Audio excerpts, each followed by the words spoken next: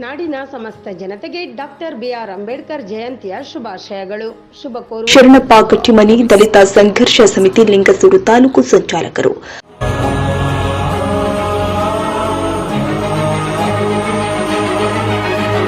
ರಾಷ್ಟ್ರ ಸಂವಿಧಾನಕ್ಕೆ ನೀನೆ ಶಿಲ್ಪಿಯು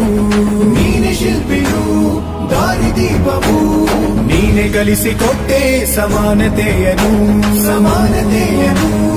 ಏಕತೆಯನು.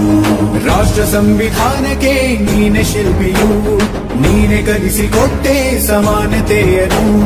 ನಿನ್ನ ಲೇಖನಿಯ ಬರಹ ದೇಶ ಗರ್ಜನೆ ಒಂದು ಮಾತು ಕೂಡ ಭೀಮ ಗರ್ಜನೆ.